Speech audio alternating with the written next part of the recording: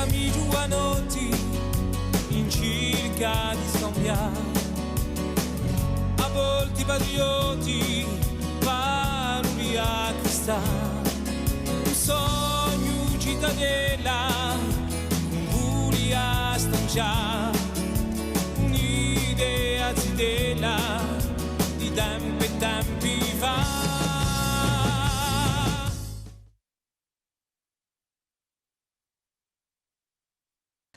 Bonjour à tous, on est très heureux de vous accueillir à l'occasion de cette conférence qui fait partie d'un cycle en fait, un cycle de séminaires qui s'appelle RIM-Corps. RIM pour représenter les identités en Méditerranée au travers différents médias. Et là, c'est à travers la problématique et le média corps que l'on l'envisage. La semaine prochaine, ça sera RIM-Pop. Donc ça sera plus axé sur le rapport au cinéma, enfin tout un vaste programme. En tout cas, dans le cadre du RIM-Corps, il y a plusieurs conférences menées par le professeur Andrieux qui vont être présentées, et ça donnera suite à un colloque à dimension internationale sur les problématiques du corps et les représentations du corps en Corse et en Méditerranée, et une publication dans une revue qui s'appelle Corps, qui est celle-ci, voilà, que l'on trouve en version papier ainsi, mais aussi de manière dématérialisée, et à laquelle différents chercheurs de l'université, notamment certains présents ici, participeront. Voilà. Donc je suis aussi, j'ai un immense plaisir à vous introduire le conférencier d'aujourd'hui et à le présenter, le professeur Bernard Andrieux. Pour ceux qui ne le connaissaient pas, c'est une référence qui est incontournable, tant au niveau de la philosophie, puisqu'il est philosophe du corps, mais des sciences humaines et sociales en général, et en particulier quand il s'agit bien sûr du corps.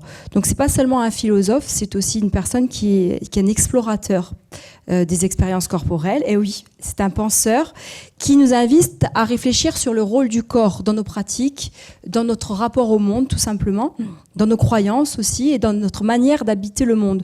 Donc je pense notamment au Studigour, avec qui on travaille sur le rapport homme-milieu, et qu'est-ce que ça génère comme croyance, comme symbole, etc. Là on est en plein dans la thématique du sujet. Voilà, donc le professeur Andrieux enseigne à l'université Paris-Cité, publie constamment des tas et des tas et des tas d'ouvrages et sur la bioéthique, la santé, le rapport à la perception sensorielle notamment, et il interroge notre manière d'être en rapport avec le monde de façon audacieuse, mais aussi, je dirais, accessible. Voilà. Donc c'est une capacité à mêler l'approche philosophique, l'approche aussi, je dirais, scientifique, mais sociale aussi. Et donc voilà, donc c'est une personne qui est inspirante, qui est empreinte d'humanisme, et qui donc nous permettra d'envisager le corps selon un nouvel angle, et selon aussi différents axes de problématiques auxquels on ne penserait pas forcément. Donc voilà, sans plus attendre, je vous demande d'accueillir chaleureusement le professeur Andrieux, et je le remercie pour sa présence.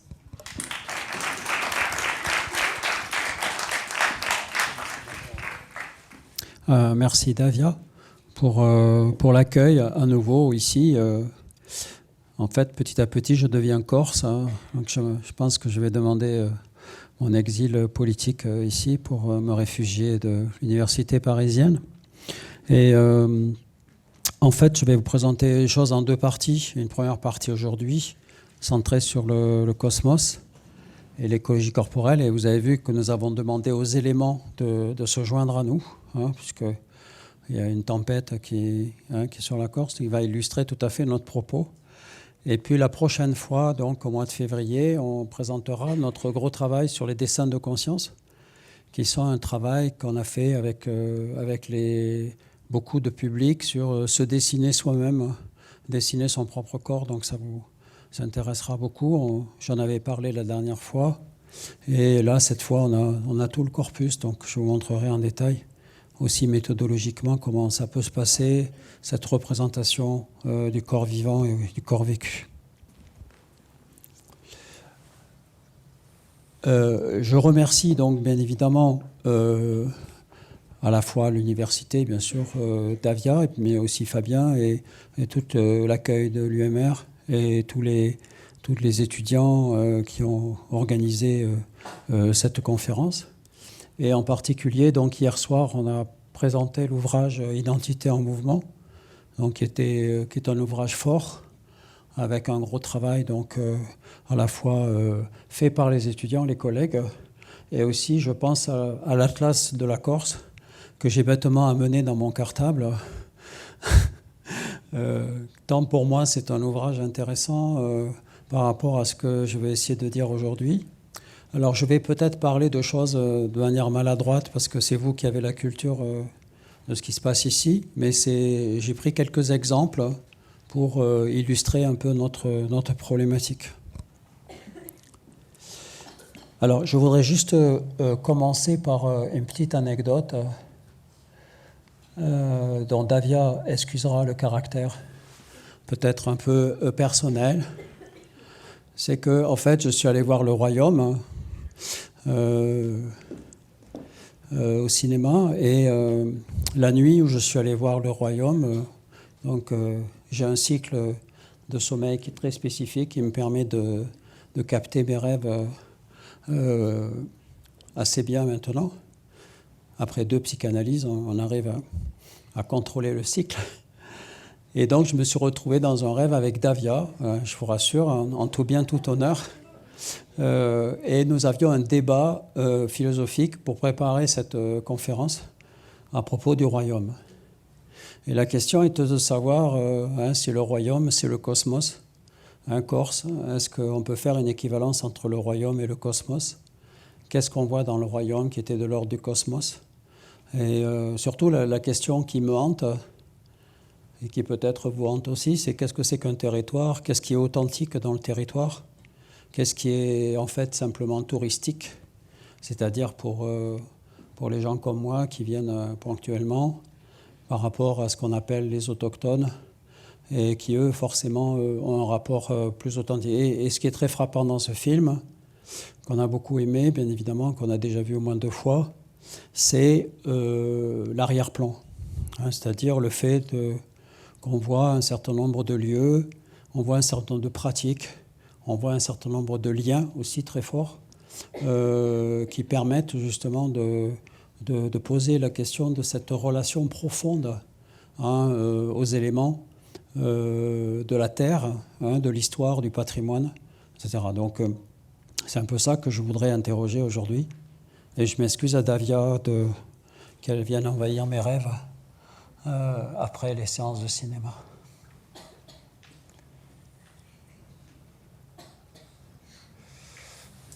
Alors, ce travail anthropologique, ça fait un moment que nous le menons. Il y a 10 ans, on publiait un atlas des cultures corporelles que je vous recommande, qui s'appelle Corps du monde, qui est un peu le travail qu'on va faire pour la Corse, un peu du même acabit, sauf que là, on l'avait mené sur 5 continents, à travers 8 thématiques.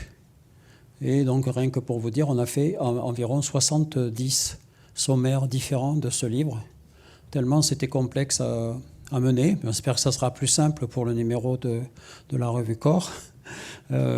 Pourquoi? Parce que, bien évidemment, ce qui nous a intéressés ici, c'est de montrer que dans toutes les cultures, il y a des pratiques autochtones, des pratiques indigènes, et que notre travail, c'est de les faire émerger, de les faire, de retrouver finalement ces sources. Et dans le rêve, par exemple, j'appelais le film La réserve. La réserve, c'était aussi la réserve au sens de la culture autochtone, le lieu finalement privilégié où on va garder ça.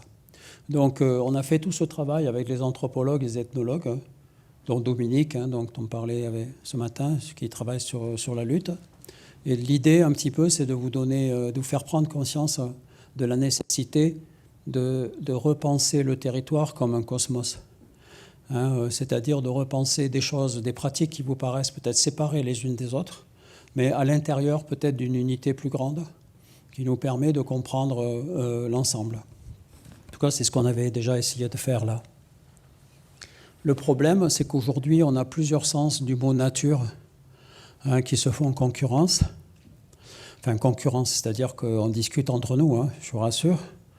Pour l'anthropologue Philippe Descola, que vous connaissez bien, pour lui, la nature, ça n'existe pas. C'est-à-dire que lui, il estime que la nature, c'est l'invention des Occidentaux, et que finalement, on est toujours... il a transformé le mot nature par non humain. C'est-à-dire que dans les non humains, on va parler des minéraux, des plantes, des éléments, etc., des morts, enfin, etc. Mais on ne doit pas parler de nature. Donc ça, c'est un débat un peu qui pose problème pour moi, parce que moi, je pense que la nature, ça existe. Et en tout cas, qu'elle fait partie de notre relation. Ensuite, avec notre collègue Petruccia da Nóbrega, donc, qui était au Brésil, qui est très inspiré par Merleau-Ponty, eux, ils pensent en tant que phénoménologues, que la nature est incorporée en l'homme. Et que pour cela, on définit une esthésiologie. Alors, une esthésiologie, j'explique le mot, ça veut dire une esthétique des sensations. C'est-à-dire qu'on va pouvoir construire une analyse de ses propres sensations dans sa relation avec la nature. Donc, par exemple, le vertige, la joie, la peur, enfin, etc. Donc, plein d'expériences qu'on va vivre à l'intérieur de la nature et que, dans une certaine mesure, on est capable de pouvoir décrire ce qu'on leur ressent par rapport aux éléments. Donc, ça, c'est une voie qui est extrêmement développée aujourd'hui dans la phénoménologie, le fait de capter ces sensations pour pouvoir les décrire. Vinciane Desprez et Donna Haraway, dont Donna Haraway, une grande philosophe américaine, et Vinciane, qui a lancé cette collection chez Actes Sud de tous ses ouvrages sur l'écologie, eux, ils portent plutôt le problème sur le fait qu'on ne fait pas assez attention à la nature. C'est-à-dire que notre attention est détournée par les téléphones portables, est détournée par le monde virtuel, et que finalement, on ne prête plus attention, on ne regarde plus la nature. Et que donc il faut recentrer, soit de manière cognitive, soit de manière empathique, une attention plus proche aux animaux, aux plantes, etc., au point d'essayer de devenir la plante, de devenir le chêne, de devenir l'animal, avec des illusions, évidemment, du point de vue de cette expérience, mais en tout cas, il y a une tentation d'hybridation. Hier, on parlait avec l'éditeur de Bastia, édition éolienne, qui publie l'œuvre d'Augustin Berg, donc le quatrième sens, développé par Berg et par le philosophe norvégien Arne Næss, qu'on appelle l'écologie profonde. C'est l'idée qu'au contraire, il faut s'immerger totalement dans la nature. Je vais vous montrer un exemple tout à l'heure que j'ai vécu pendant 4 jours sur une plage au Brésil. On s'est immergé complètement avec ma collègue sur cette plage. Eh bien, il faut vivre une écologie profonde. Il faut couper tous les réseaux, abandonner les téléphones, etc. Et pour rencontrer véritablement ce qu'il appelle l'écounème, c'est-à-dire véritablement être au contact indirect avec la nature. Alors, ce qu'on essaie de développer avec Olivier Siros, Jean Cornelou, etc., on a développé le concept d'écologie corporelle, dont je parlerai un peu peut-être tout à l'heure, qui est une écologie qui étudie, qui reprend le projet de Bachelard. Je rappelle que Bachelard a fait 4 livres sur les 4 éléments. Et en fait, dans mes 4 tomes rédigés entre 2009 et 2011 sur les éléments, j'ai essayé de prendre chaque élément et de montrer quelle était la relation écologique qu'on avait avec ces éléments. Donc je vous les recommande, si vous les trouvez, parce qu'ils sont complètement pilonnés par l'éditeur Atlantica, qu'on remercie publiquement. Et on avait fait un petit coffret avec ces 4 éléments. Mais c'était là le point, c'est-à-dire qu'au lieu d'avoir une approche simplement représentationnelle, imaginaire, nous, ce qui nous intéresse, comme tu l'as dit excellemment, Davia, c'est l'expérience, c'est la pratique qu'on fait de ces éléments. Par exemple, aujourd'hui, on fait une expérience très bien avec le vent, par exemple. Et puis avec Davia, avec Anna, ma collègue, on essaie de commencer à travailler sur ce qu'on appelle une cosmotique glocale, c'est-à-dire qu'on s'intéresse à ce qu'on appelle maintenant le concept de glocal, c'est-à-dire de partir de la localité pour poser la question du global. C'est pour ça qu'on a décidé, et que je remercie encore Davia et tous ses collègues de m'autoriser à venir en Corse, bien que je ne sois pas encore corse, je vais demander la nationalité. Parce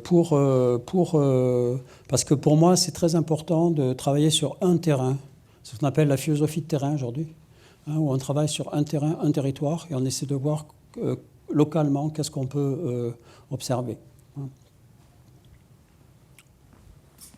Ça va, s'il y a des mots qui sont trop compliqués, vous me dites. Alors, je parlais de mon expérience, je m'excuse, ici les photos peuvent choquer la sensibilité des plus jeunes. Ici, ma collègue, nue, on pourrait dire, immergée sur la plage de Tambada. La photo est floue, heureusement. C'est une photo qu'on a faite à 5 h du matin. Donc, on s'est immergé pendant 4 jours, nus, sur la plage naturiste de Tambada, qui est la seule plage naturiste du Brésil. Et en fait, on a vécu là pendant 4 jours, en partageant dans la Tambada, un peu en observant tout ce qui se passait. Et ça a été l'origine du livre et le titre de la conférence, se fondre dans la nature. C'est-à-dire que ce qui nous intéressait, c'était de savoir si on peut vraiment se fondre dans la nature. Est-ce que c'est une illusion ou est-ce que c'est une expérience ? Et cette expérience, à quelles conditions il faut la faire ? Est-ce qu'il faut être tout nu dans la nature ?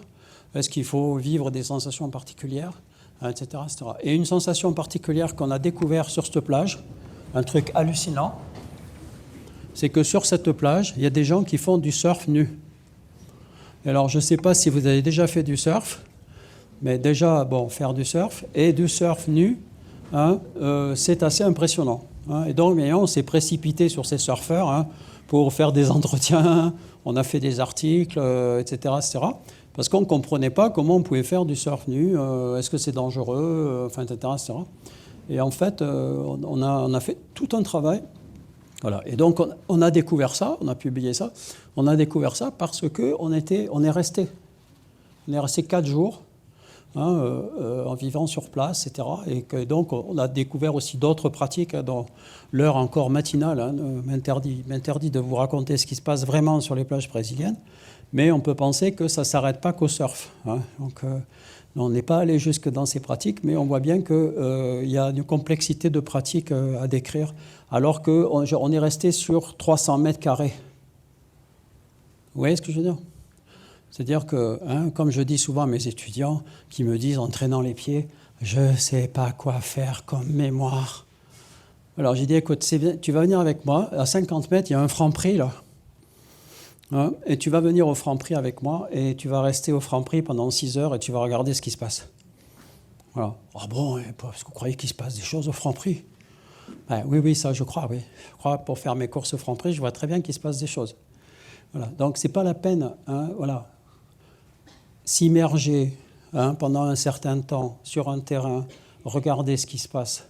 Regardez bien ce qui se passe, c'est-à-dire le comportement, les attitudes, les interactions, le contexte, le niveau de vie. Je peux vous dire qu'à Paris, la pauvreté, on voit tout à fait très bien ce que c'est dans mon quartier.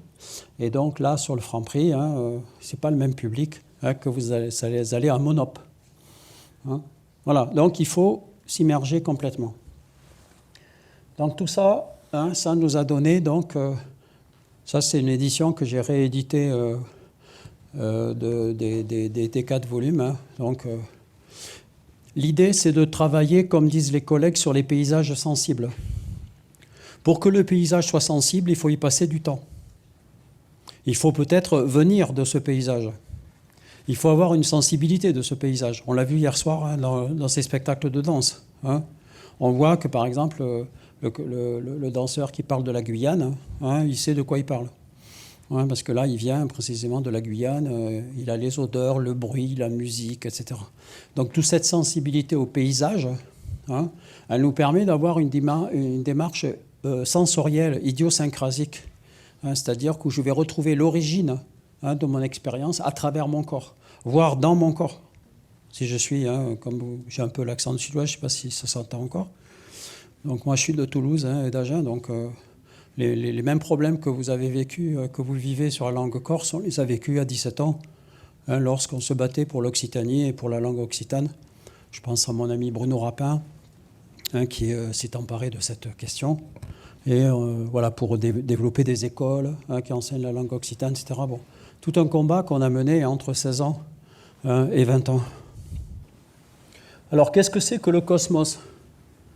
On s'est tenu à 2 heures du matin, hein, puisque Davia m'avait mis à l'hôtel à 11 heures pour me retravailler un peu. Elle m'a dit qu'il faudrait refaire un peu tout ça.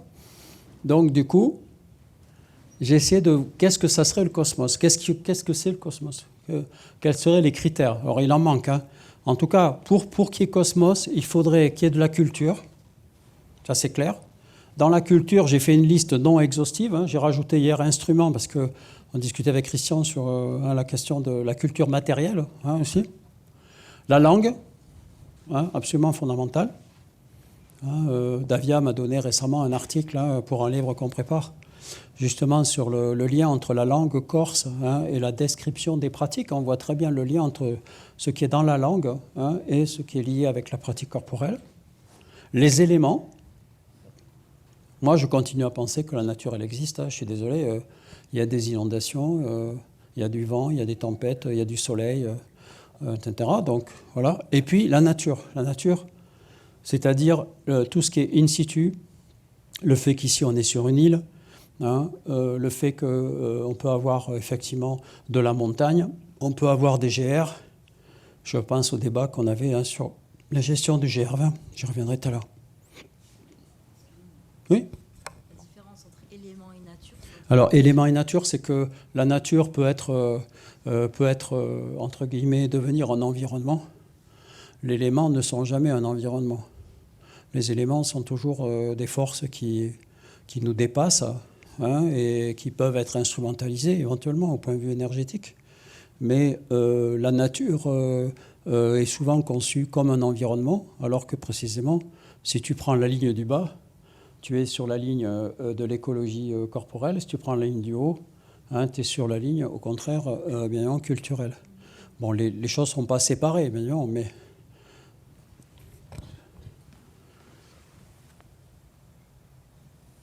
Alors, par exemple, je prends quelques exemples de la Corse. Quand on regarde, qu'est-ce qu'on dit de la Corse Et par exemple, puisque Kenneth White, qui est un auteur que je lisais très très jeune, malheureusement j'ai lu Kenneth White très jeune, donc ça ne m'a pas arrangé, puisque c'est le grand poète justement de la nature. Et donc il dit quelque chose qui est très intéressant pour nous, c'est que c'est un microcosme. Et ce terme de microcosme, c'est un terme très intéressant qui était déjà utilisé par Humboldt dans son livre Le Cosmos. C'est un terme qui va nous permettre justement de penser que le territoire que nous avons ici, c'est un territoire à partir duquel on peut penser aussi des rapports de microcosme, donc dans des lieux, des spots très précis, qui vont nous permettre de faire émerger un peu ce qui se passe à l'intérieur. C'est-à-dire qu'en fait, c'est dans le micro qu'on trouve le macro, dans le petit détail, ce que disait Daniel Arras. C'est dans le détail, finalement, que je vais retrouver l'organisation du tout.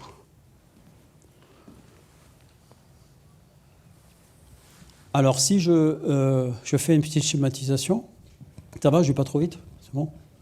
Si je fais une petite schématisation, vous voyez que donc il y a cosmos, et en fait, ce qui va nous intéresser, c'est deux expériences. D'une part, la dimension écologique, dont on va parler, et en particulier l'écologie corporelle, c'est-à-dire la façon dont le corps va être influencé par le milieu, par la nature, par les éléments. Quelle est notre relation avec cette nature? Et puis de l'autre côté, ce mot qu'on a inventé qui s'appelle cosmos, c'est-à-dire l'idée de qu'est-ce que c'est que l'expérience de l'osmose dans un cosmos, dans un microcosme. Soit à travers la question de la symbiose avec la nature, soit avec une question identitaire majeure en Corse, qui est la question de l'osmose identitaire. C'est-à-dire, qu'est-ce que c'est que l'identité? Je vois que les collègues ont mis un S à identité, donc apparemment il y a plusieurs identités en Corse, mais la question c'est comment est-ce que je m'identifie? Comment je fais fusion avec cette identité? Ça va pas?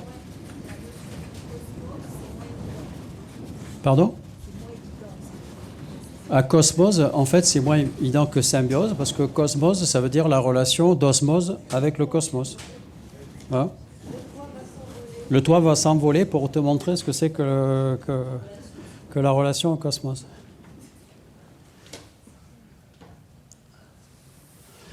Alors, Augustin Berg a déjà anticipé tout ce que je raconte, hein, je vous rassure. Ce n'est pas du tout original ce que je fais. Et notamment, bien évidemment, lui, il parle de cosmicité. Il parle même de la nécessité. Vous voyez, 3 arguments. Premièrement, nous vivons dans un environnement qui est complètement acosmique, c'est-à-dire nous avons perdu la relation au cosmos. Hein, nous sommes dans un environnement technique. Hein, nous avons perdu la relation avec... il parle même d'un cosmocide, hein, c'est-à-dire le fait d'avoir perdu cette relation à l'origine, au patrimoine. Hein, voilà. Deuxième point auquel il nous invite, c'est qu'il faut travailler sur les communautés, et notamment les communautés autochtones. Qu'en fait, c'est les communautés autochtones comme celles qui sont ici qui conservent encore ce lien très fort, hein, avec le cosmos. Et surtout, il faut, et c'est le titre de son livre, hein, que je recommande aux étudiants, parce qu'il vaut 6 €, hein, qui s'appelle « Recosmiser la Terre hein, ». C'est-à-dire qu'il faut reconsidérer la Terre comme un cosmos, et pas simplement comme quelque chose qu'on va exploiter les ressources, hein, qu'on va dilapider les ressources, parce que finalement, on la considère comme un objet. Hein. Et donc, c'est ces 3 éléments qui guident un peu notre recherche. Hein.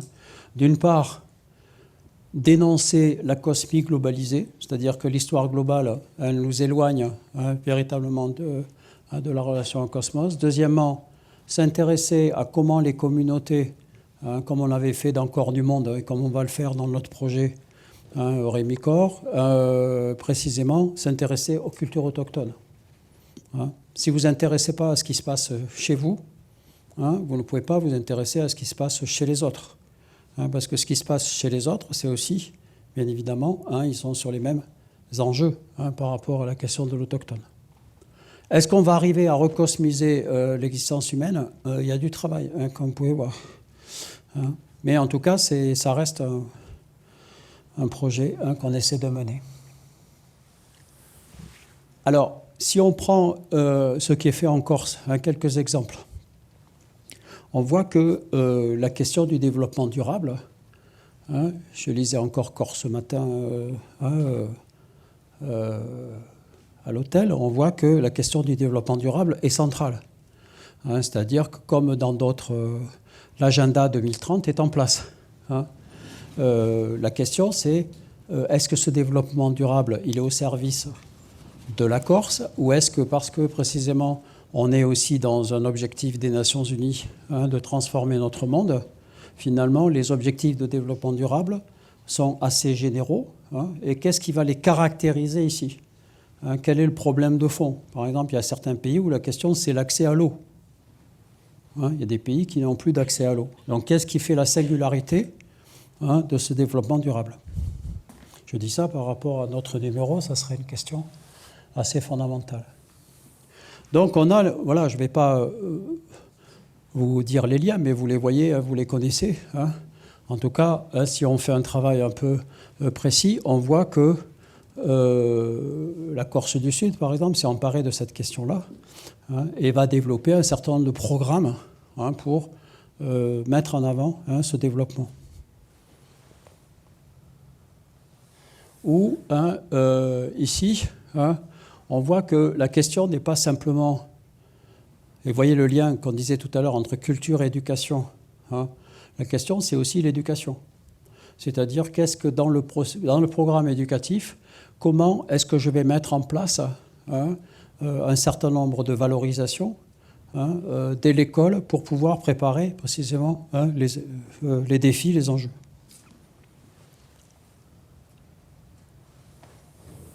Alors, quel est le principe de cette éducation au développement durable hein? Ce que nous dit Augustin Berg, c'est qu'il ne faut pas parler de nature, il faut parler de milieu. Hein, c'est-à-dire qu'il faut concevoir non pas l'opposition entre l'homme et la nature, il faut parler de milieu partagé, hein, que ce soit nous en tant qu'humains et en tant que non-humains, mais aussi nous les plantes, nous les animaux, nous les minéraux, etc., nous les éléments. Et que ça passe par le concept de milieu, qui va nous permettre justement d'entendre la Terre, c'est-à-dire d'entendre précisément ce que la Terre a à nous dire pour notre relation avec ce qu'elle produit, par exemple. Et donc la question, par exemple, fondamentale, on en discutait hier quand on m'a amené dans le magasin des produits corses, qui est la question de l'origine, de l'authenticité, de qui est-ce qui produit, qui est-ce qui fabrique, comment on le fabrique, d'où ça vient, etc.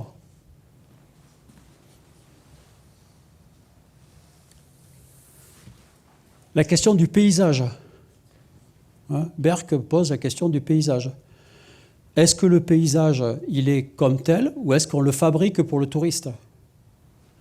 C'est-à-dire que, est-ce que finalement, on laisse le paysage tel qu'il est, ou est-ce qu'on va l'organiser en un environnement pour lequel, finalement, on va servir un certain nombre de fonctions qui relèvent de l'économie touristique, et qui fait que, par exemple, un des grands enjeux, la discussion qu'on avait sur le GR20, c'est quand même une question fondamentale.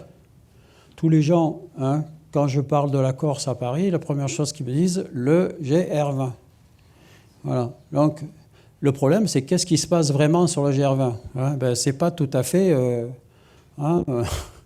la version idéalisée qu'on en a. Et donc, quand on discutait avec, je ne sais plus comment s'appelait le monsieur qui m'avait parlé du GR20, voilà, il y a tout un plan de réaménagement, pas simplement du tracé, mais aussi, c'est même le débat qu'on a au Calanque, c'est-à-dire le fait que, bien sûr, on ne veut pas limiter le tourisme, mais en même temps, il faut se poser la question des comportements des touristes par rapport à la nature.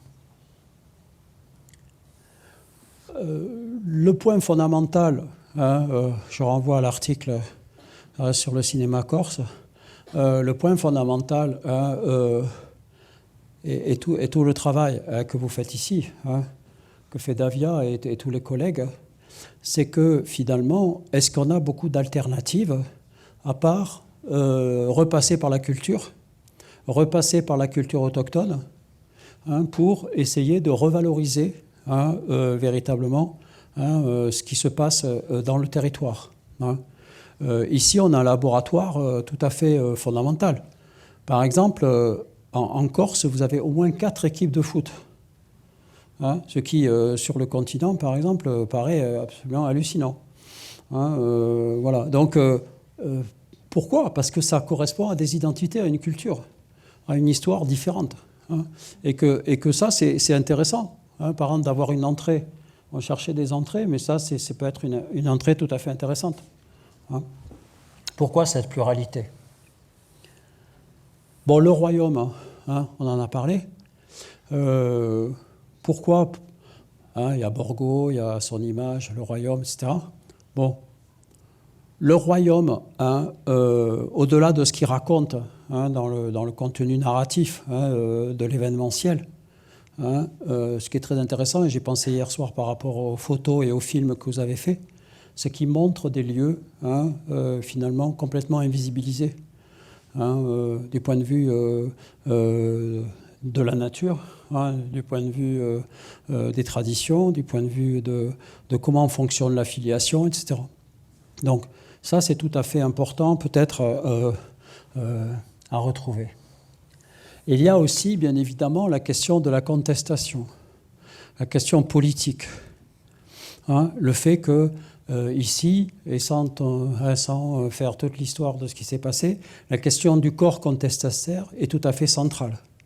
C'est-à-dire que les mobilisations collectives en Corse, le théâtre des luttes, sur la route, on parlait justement de la question des graffitis. Par exemple, on voit toute cette mémoire des luttes qui est toujours présente. Et donc, c'est la trace mémorielle de l'expérience militante, c'est fondamental. Pourquoi ? Parce que, bien évidemment, au-delà de la question de quelle cause, pourquoi, comment, etc., qui concernera sans doute beaucoup les sociologues et les historiens, nous, ce qui nous intéresse, c'est les relations entre le pouvoir, les forces sans qu'ils soient utilisés par le peuple, par les groupes, et la manière dont ça fait partie de la question de la Corse contemporaine.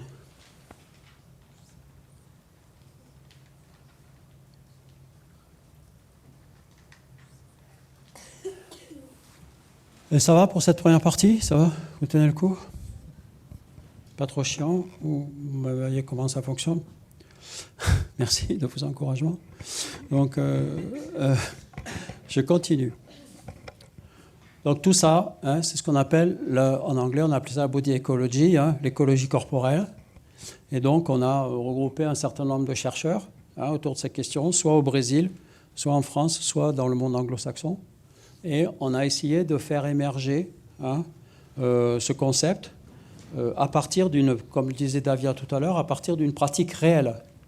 C'est-à-dire que ce qui nous intéresse, ce n'est pas simplement les croyances et les représentations, c'est aussi qu'est-ce que les gens font de leur corps dans la relation avec la nature, avec les éléments, et comment les cultures vont répondre du point de vue de la conscience, de la perception, de la connaissance. Par exemple, on s'est intéressé beaucoup au surf, au freediving, à la slackline, au parcours, à la danse, aux arts du cirque, etc. C'est-à-dire que ce qui nous intéresse, c'est aussi de montrer comment, à l'intérieur des pratiques corporelles, physiques, musicales, artistiques, eh bien, là, la question de l'écologie concrète a un peu émergé de ça. J'aime bien le mot, en brésilien, on appelait ça « emergir na natureza », c'est-à-dire l'émergence depuis la nature, ce qui émerge dans la nature. Je ne sais pas le traduire ni le dire, mais... Et donc tout ça, bien évidemment, ça constitue un cercle que je ne vais pas avoir le temps de développer, mais on en reparlera lorsque je parlerai des dessins de conscience. Vous voyez, le 5 février, on va parler de awareness drawing, c'est-à-dire la manière dont les gens dessinent leur propre corps, la relation écologique qu'ils ont à leur corps. Mais on voit que dans le système qu'on a construit avec nos étudiants et nos collègues, on essaie de faire les liens entre toutes ces dimensions. C'est-à-dire partir de l'écologie corporelle pour aller vers le cosmos, voir comment ça se traduit dans la créativité et aussi quelle capacité ça va donner aux individus.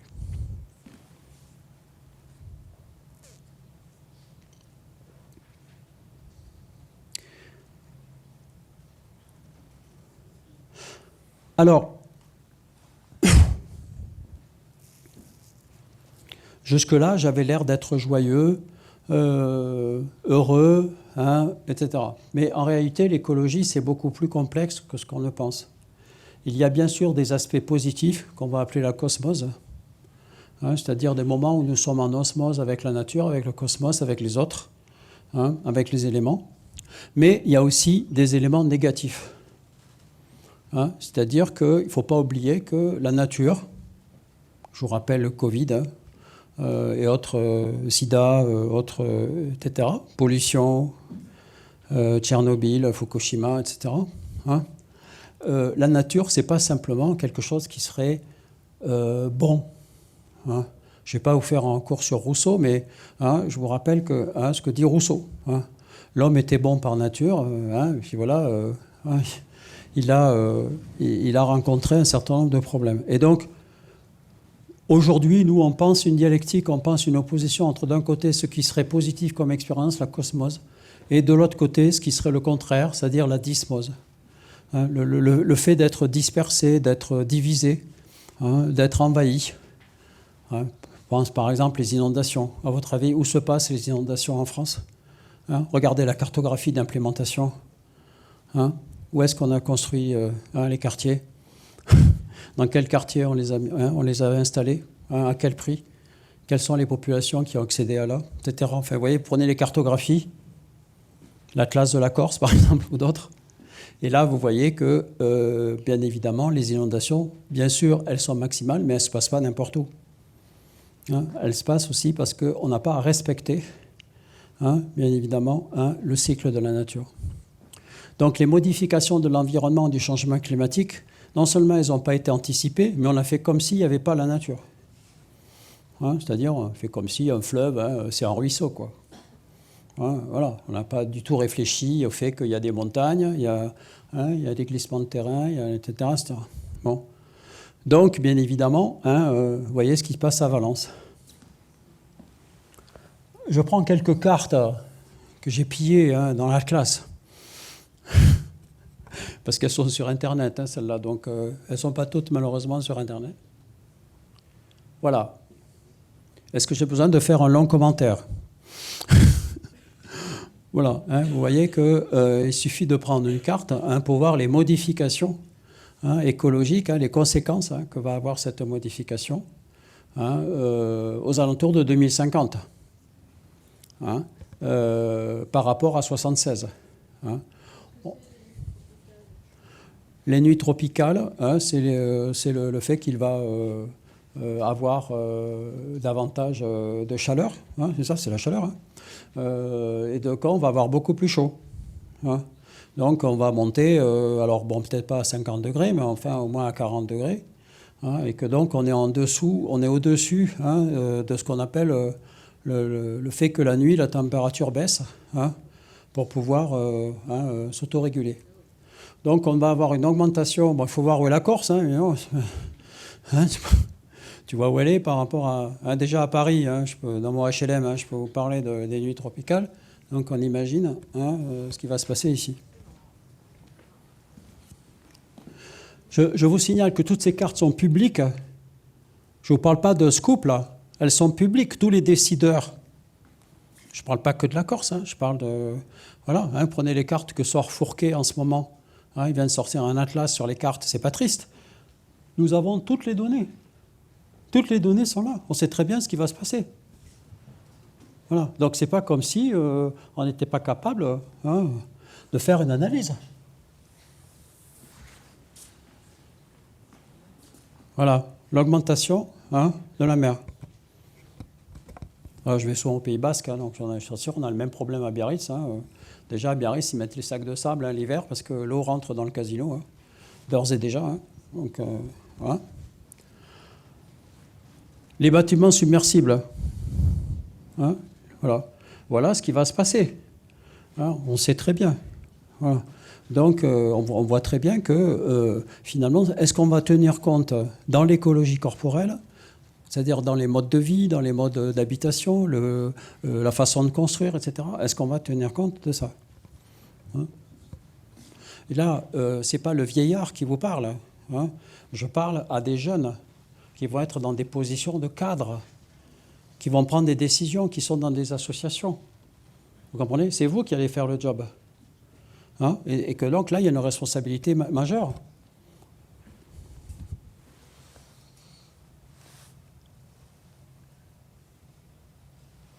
La pollution aux pesticides. La pollution aux pesticides. Peut-être plus accentuée encore parce qu'on est, bien évidemment. Voilà. Donc tout ça est parfaitement référencé. On voit très bien la région qui est la plus exposée aux pesticides. Donc on voit bien évidemment que ça oblige à prendre un certain nombre d'analyseurs pour voir l'impact.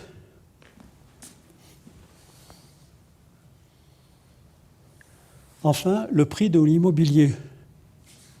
Non mais, je veux dire, c'est des choses, j'étais au Mucel à Marseille, puisqu'on vient de faire l'exposition sur le naturisme à Marseille, donc même problème. Biarritz, même problème, etc., etc. La Rochelle, Saint-Malo, etc. On est sur les mêmes problèmes. Notre ami économiste, les économistes, sont parfaitement conscients de l'impact de Airbnb sur l'immobilier. Donc, dans une certaine mesure, une conception du tourisme qui fait que, bien évidemment, il va falloir, et déjà certaines mairies prennent des mesures draconiennes pour faire un contrôle. Bon, ça, c'était quelques exemples pour vous rendre sensible. Ça va? Je ne vais pas trop vite? Au niveau du temps, c'est bon? Je suis où là? Je déborde? Tu m'arrêtes si je parle trop. En fait, vous voyez, donc voilà, donc nous on travaille sur le corps vivant, Hein, on travaille, vous voyez, sur toutes les dimensions que je vous ai montrées. On essaie de voir qu'est-ce que ça produit comme effet, hein, du point de vue de la conscience, et qu'est-ce que ça va produire comme nouvelle perception du corps et du monde. Hein. Mais il faut d'abord partir sur le corps vivant. Il faut faire des explorations sensorielles. Il faut étudier les milieux. Il faut rencontrer les animaux. Il faut regarder les plantes, hein, etc. Vous voyez ce que je veux dire? Il faut partir de là. Il ne faut pas croire que... Il ne faut pas partir de la droite, là. Hein. Il faut partir de faire une analyse de terrain, et puis à partir de l'analyse de terrain, voir effectivement quelles sont les conséquences. Hein. Donc c'est une démarche. Je rappelle, j'ai fait mon master sur Kant, hein, donc... Bien évidemment, je sais pas, ça a foutu ma vie en l'air, hein, parce que j'ai lu David Hume, hein, et David Hume dit attention les gars, on fait de l'induction, on ne fait pas de la déduction. Hein. Donc on part du terrain, hein, et après on va induire à partir du terrain. On ne commence pas à dire j'ai une grande idée, hein, puis je vais voir si ça marche. Hein. Non, non, on part du terrain.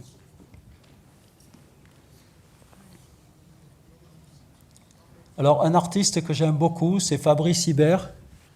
Hein, Fabrice Hibert, donc, qui était à la Fondation Cartier, qui est un artiste qui dit bien ce que j'essaie de décrire. Hein, c'est-à-dire qu'il montre... c'est des tableaux, vous voyez, dans lesquels il y a toujours une sorte de lien, de reliance entre les êtres, entre les milieux, entre les plantes, entre les animaux, entre les corps. Hein. Et il travaille beaucoup sur cette idée. Hein. Et ils ont sorti un ouvrage tout à fait intéressant, qui s'appelle « Le monde invisible du vivant ». Mais moi, je vous recommande, voilà, de prendre 10 mètres carrés dans votre jardin, hein, et de faire comme les anthropologues, hein, de regarder qu'est-ce qui se passe dans ces 10 mètres carrés. Hein, qu'est-ce qui se passe dans votre quartier, qu'est-ce qui se passe sur la plage où vous allez, etc. etc. Voilà.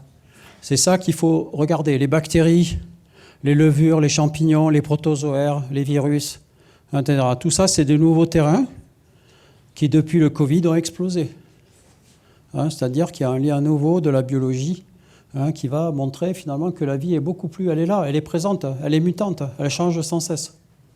Hein, et que tout ça, on l'avait invisibilisé.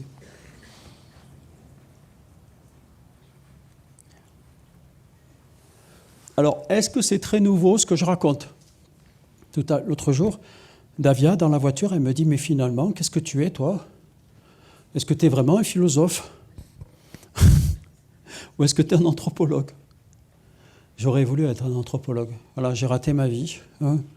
J'ai fait de la philosophie. Les anthropologues, ils ont déjà fait tout ce travail. Ouais, je parle à Davia, qui est elle-même anthropologue. Donc, si je prends par exemple ce que fait Barbara Gloszewski sur les aborigènes, d'accord ? Elle vient de sortir 2-3 ouvrages, hein, sur les aborigènes.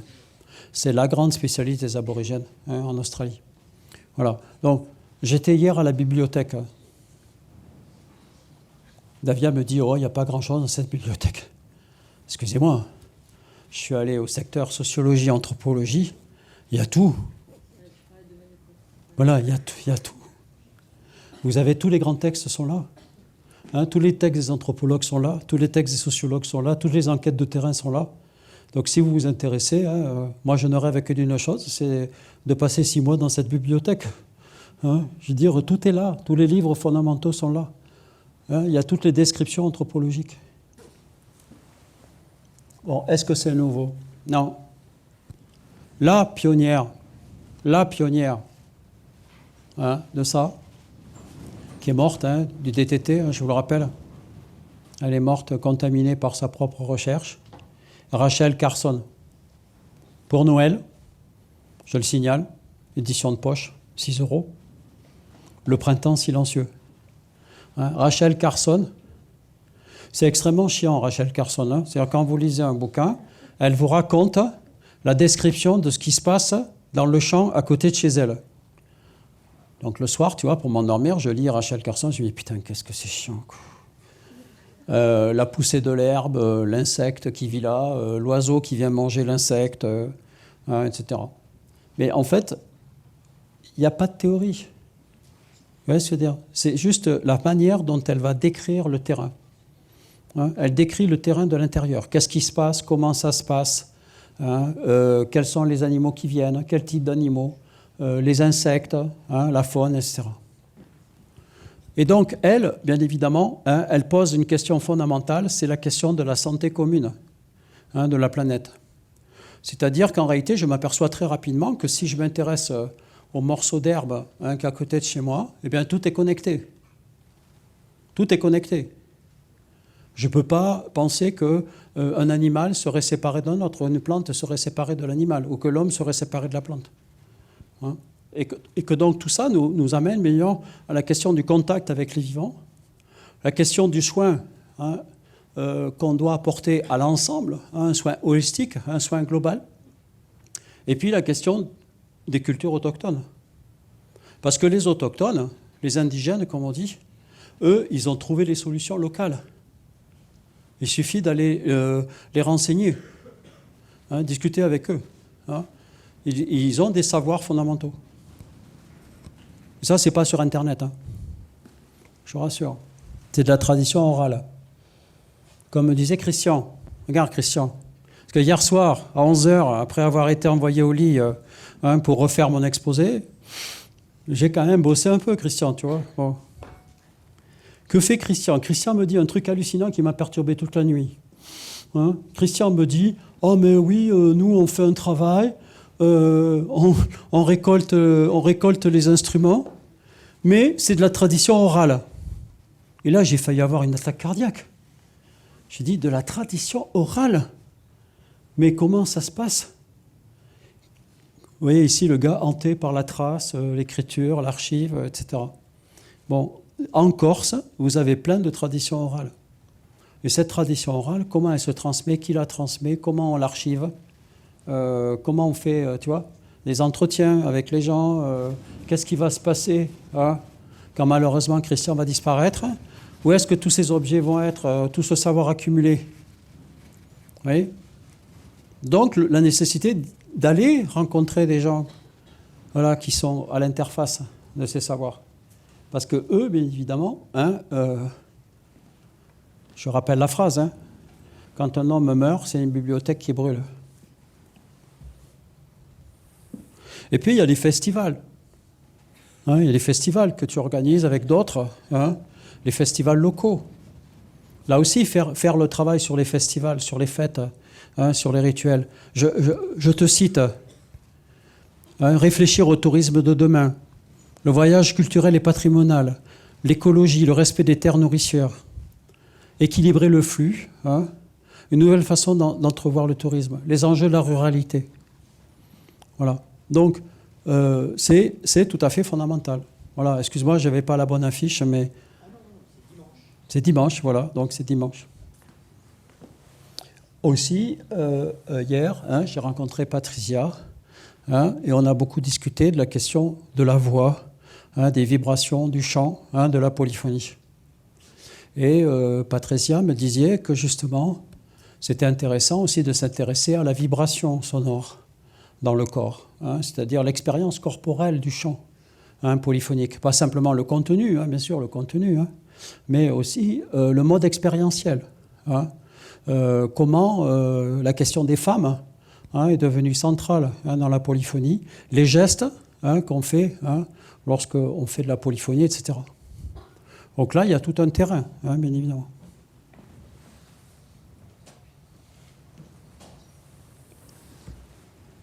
Donc pour résumer, il y a des savoirs partout. Voilà, qu'il faut aller chercher. Hein, il faut s'intéresser aux autres. Hein, comme je dis dans mon laboratoire, j'ai beaucoup de gens qui s'intéressent à eux-mêmes. Hein, il n'y a pas beaucoup de gens qui s'intéressent aux autres. Hein, mais s'intéresser aux autres, c'est dire je ne sais pas grand-chose, je vais à la rencontre de l'autre, j'essaie de comprendre ce qu'il me dit, hein, j'essaie de faire l'inventaire, hein, etc. Pourquoi ? Parce que derrière, bien sûr, il y a, comme dit Eduardo Vivios de Castro, hein, je ne sais pas si vous connaissez, qui est un des plus grands anthropologues brésiliens, hein, qui est en train d'émerger. Hein. Il parle du problème des conceptions indigènes du monde. Hein, c'est ça qu'il faut dégager, des conceptions indigènes, non pas des conceptions universelles. La question n'est pas le structuralisme, la question n'est pas la structure. La question, c'est la genèse, c'est l'histoire, c'est la généalogie.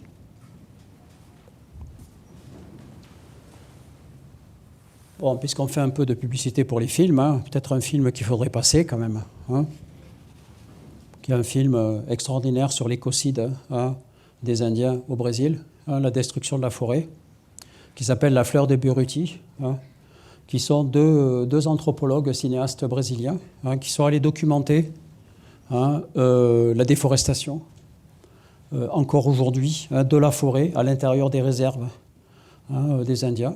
Et donc, si vous pouvez le programmer, c'est vraiment extraordinaire comme film. Hein, j'ai eu la chance de le voir à Paris. Hein. Bon, nous, on a fait un peu le travail hein, avec la revue Corps. Un peu de publicité. Je rappelle que la revue Corps est gratuite. Elle est sur Cairn. Vous pouvez consulter tous les vieux numéros. Hein. On a parlé de l'Afrique de l'Ouest. On a parlé de la question de la post-colonisation, de l'évangélisation des peuples. Hein. Mais aussi des corps souffrants, hein, de la pauvreté, etc. Donc nous, on a pris des options très claires. Hein, faire le travail, donner la parole hein, aux anthropologues de terrain pour qu'ils nous fassent remonter un certain nombre de sources. Hein, et chaque fois, c'est 300 pages. Hein. Aussi, rechercher les grands leaders, les grands contestataires, hein, ceux qui portent les grands défis hein, environnementaux, écologiques. Hein, comme par exemple bien évidemment, le formidable livre hein, Yanomami hein, sur précisément la lutte hein, des Indiens pour protéger la terre. Hein. Donc s'intéresser déjà à ces gens qui luttent concrètement chez vous sur le terrain, voilà, hein, des zones à défendre, hein, des territoires à préserver, hein, c'est fondamental. Pourquoi ? Parce que nous sommes tous des indigènes. On l'a oublié. Hein ? Je ne devrais pas être en Corse. Hein ? Je devrais être à Agen en train de défendre mon territoire local, hein, etc. Donc, mais nous sommes tous des indigènes. C'est-à-dire qu'en réalité, si nous faisons ce travail, nous voyons par exemple ici, dans cette schématisation, que les autochtones, non seulement ils demandent l'autodétermination, ça vous dit quelque chose, l'autodétermination en Corse ? Oui, c'est-à-dire, ils demandent l'autodétermination. Hein, voilà. Mais derrière cette autodétermination, il y a des savoirs autochtones. Il n'y a pas simplement qu'un problème politique, qui est central, bien évidemment, mais il y a aussi tout le reste qui est derrière.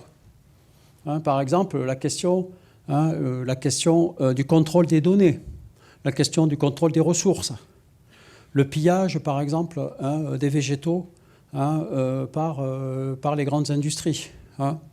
Le besoin de préserver hein, les services. Hein. Je discutais hier avec le vice-président hein, sur la nécessité qu'en Corse, hein, on puisse avoir effectivement un CHU hein, central, hein, avec l'assistance publique qui mette des moyens, etc. Voilà, c'est fondamental. Hein.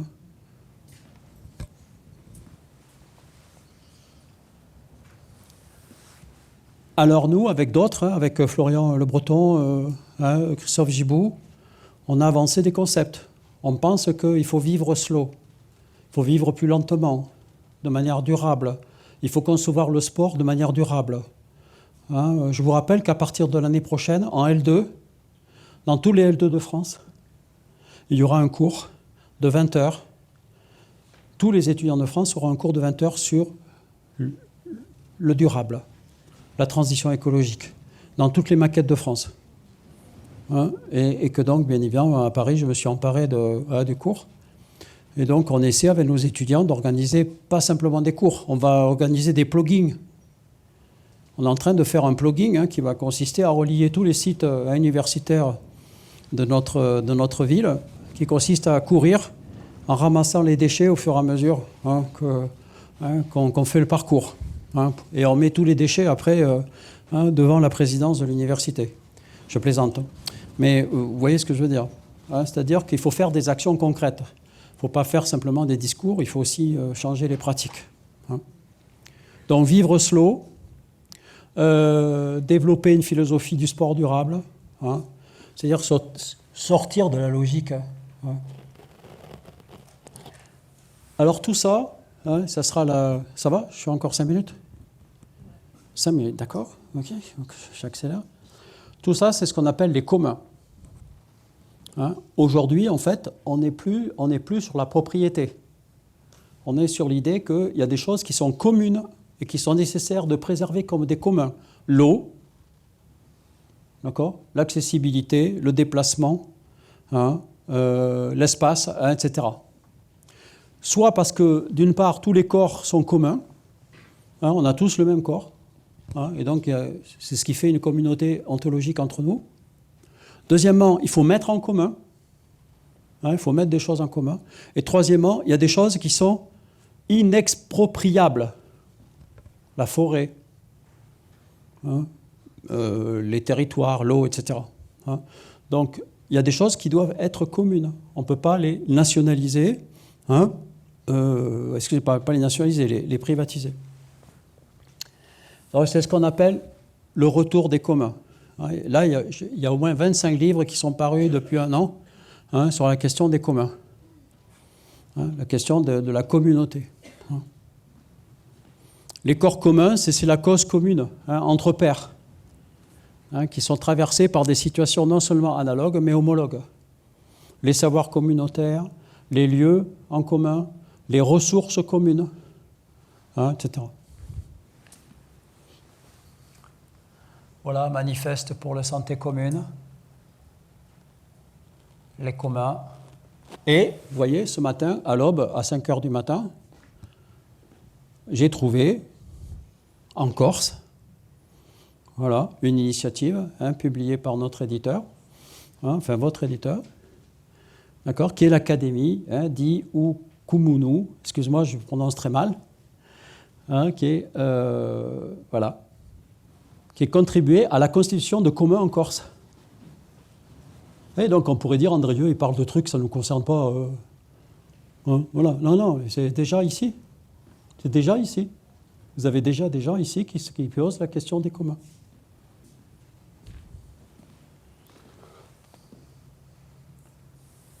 Atera, hein, d'Iukumunu. Excuse-moi. Je vais apprendre, je vais essayer de m'en mettre à niveau. Évolution et perspective des terres collectives de la montagne corse. Hein, le travail de Guérini, hein, très intéressant sur le problème de la délimitation des forêts. Tu vois, ça serait un thème intéressant. Hein, la question de la forêt.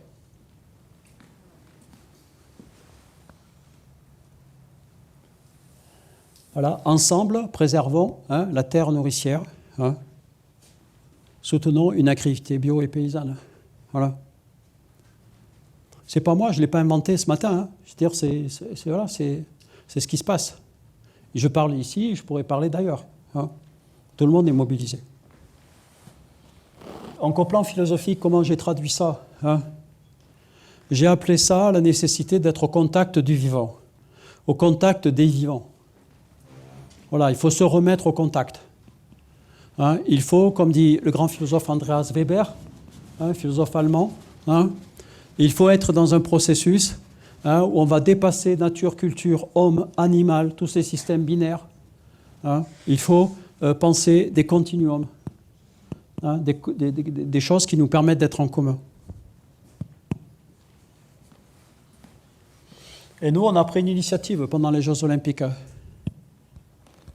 Pendant les Jeux Olympiques, nous, on ne fait pas simplement de l'olympisme. Hein, pendant un mois, on a organisé dans notre UFR, hein, des présentations de jeux traditionnels. Hein, c'est-à-dire que nous, on a dit, nous, ce qu'on veut présenter, c'est d'autres corps, d'autres jeux. On ne veut pas simplement présenter les corps des athlètes performants, dopés, etc. On veut montrer que dans la culture, il y a des jeux traditionnels, dans toutes les cultures. Hein, et que c'est ça qui va nous permettre, hein, précisément, hein, d'être en contact, hein, les uns avec les autres. Est-ce que vous croyez que c'est très original ce que je raconte? Pas du tout. Ça existe déjà en Corse. Ça existe déjà en Corse. Hein? En Corse, hein, à Brandu, je ne sais pas si on dit Brandu. Brando. Bon, bref, voilà, oui. Eh bien, on a les carnavals, on a les jeux traditionnels, etc. Hein?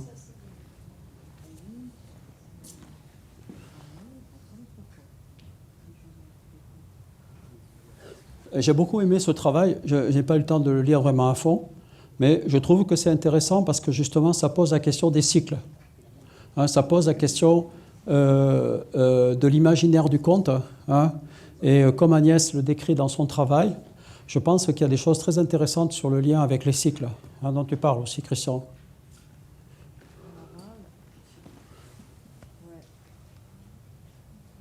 Bon, je vous rassure, il y a aussi des sports en Corse. Hein. Voilà, il y a aussi des sports en Corse. Donc le problème de la démarcation entre sport, jeu traditionnel, carnaval, hein, c'est quelque chose de très intéressant à travailler. Hein. Quels sont les liens? Je pense au travail qui se fait dans l'UMR hein, sur ça. Je termine parce que je vois qu'on me fait des gros yeux. Je termine pour vous dire que voilà, nous on a entamé un travail de fond autour de la philosophie du naturisme. Le naturisme, ça ne consiste pas simplement à se mettre tout nu dans la nature, hein, je vous rassure. C'est aussi rechercher des solutions écologiques, végétariennes, hein, alternatives, hein, et tout ça a déjà existé. Hein. Donc on a synthétisé ça dans notre livre, hein, Nullité, philosophie du naturisme, et puis on vient de faire une exposition au Mucène. Si vous avez le temps d'aller à Marseille jusqu'au 9 décembre, hein, ça fait 6 mois que l'exposition, il y a 100 000 visiteurs hein, qui ont déjà vu l'exposition. Et donc on a fait la première exposition sur les naturismes, hein, première exposition en France hein, autour de ces questions-là. Est-ce que ça c'est très nouveau? Non. Certains informateurs qui nous cachent encore des informations sur cette histoire des naturismes en Corse. Alors, il y a les clubs officiels. Voilà, il y a les clubs officiels hein, créés dans les années 60. Et puis, il y a les pratiques sauvages. Hein, voilà, donc ça fait aussi partie de mon travail d'aller voir un petit peu d'où ça vient, qui sont les créateurs, comment ça fonctionne, etc. Dans quel but? Eh bien parce que, hein, je termine par ça, pour vous dire qu'aujourd'hui, il y a plusieurs types de communautés. Il y a des communautés qu'on appelle effectivement des nudistes. Hein. Vous retenez que ça, hein, mais non, des gens qui sont tout nus. Hein, il y a même des chanteurs hein, qui chantent tout nus, hein, voilà, comme Philippe Catherine. Hein. Mais il y a aussi beaucoup de végétariens et de végétaliens. Il y a des gens qui développent une agriculture durable. Hein. Et puis de l'autre côté, il y a des éco-naturistes, c'est-à-dire des gens qui justement pensent hein, la relation avec les milieux parce qu'ils sont sur des îles. Hein, l'île du Levant, par exemple, hein, est particulièrement caractéristique. Et donc, pour vous montrer le petit travail à quoi sert un universitaire, hein, eh bien, là, on en est à notre 10e volume hein, d'histoire d'archives. Hein, voilà, on est allé à la pêche des archives. Hein, et on est allé en première personne solliciter les gens pour qu'ils nous sortent des photos, des textes, hein, des journaux hein, complètement inédits hein, sur comment est-ce qu'eux, ils pratiquent, quelles étaient leurs représentations, pourquoi, quelles sont les raisons, quelles sont leurs philosophies. Et donc là, j'ai fait un travail avec David Laurenté, hein, mon doctorant. On fait un travail énorme hein, pour continuer ce travail d'archives. Voilà, j'espère que ça vous aura intéressé.